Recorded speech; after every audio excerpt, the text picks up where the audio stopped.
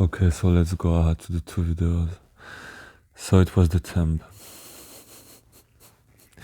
So here we go, guys. Just go see the last part if you just arrived on this video and haven't seen the first, or you don't have the whole introduction. My recorder just cut, so I had to do another video.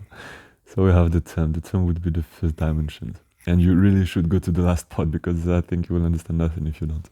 Anyway, let's go start. So the thumb would be the first dimension. I just said before that the palm would be the 0 dimension and each of the fingers are dimensions. So why is it the first dimension? First of all, it is the denser, as you see.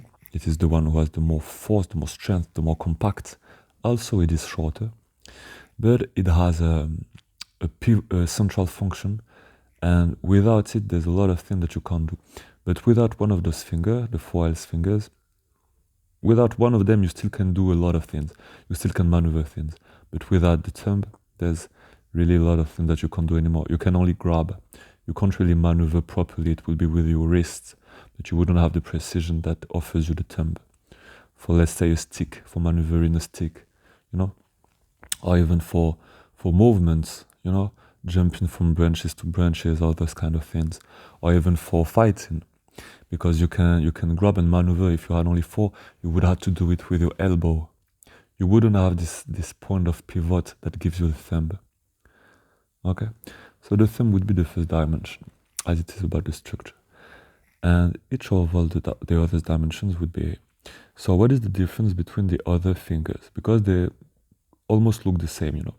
It is their position, and the position first relatively to the first finger, so the first finger, yes, so the thumb, but secondary relatively to the 0 dimension, which is the palm.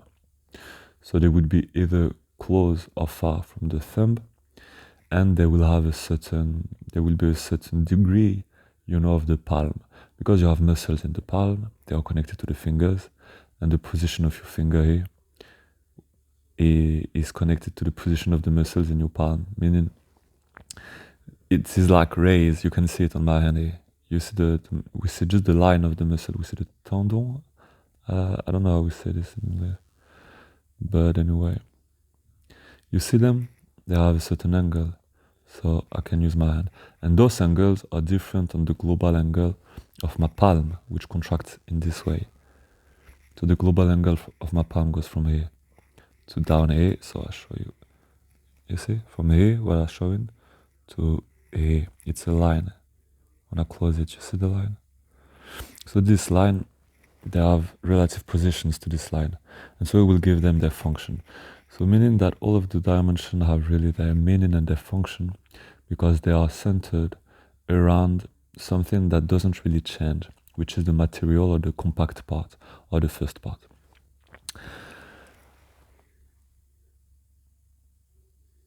So as you can see too, and I hope you will understand all of what I'm saying, I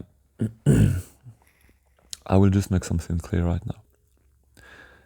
You'd better go check the other videos if you want to understand the dimensional system, because only this explanation of the metastructure is not going to help you, as the best would be the meta-transcription. The best would be you to experiment with your own body and us to be in the same place at the same time, so I can feel your vibration, the vibration of your state of mind, let's say, or your consciousness, and I can tell you pertinent elements that are going to click in your head at this precise moment. Okay, so I tried to give enough particular elements in the last videos for everyone to have this click in its head and understanding, and this one is really a synthesis of all of this, but I will try to make it clear. So your hand is a tool which is used for either grabbing something, either pushing something away. Okay, so either experiencing because you grab something, either creating, and you're creating space by pushing something away. So you're creating a new space that will be filled up with something new. So you had opened the door of creations by pushing this thing away, you know.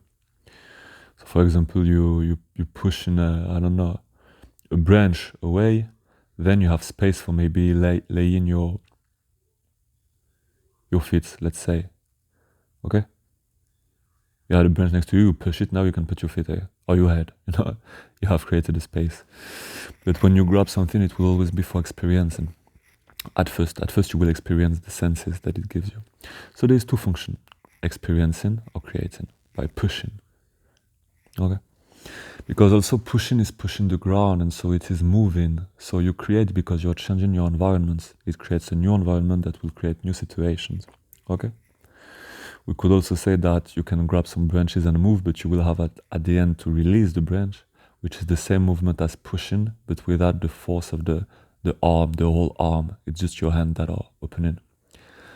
So it's the same than pushing.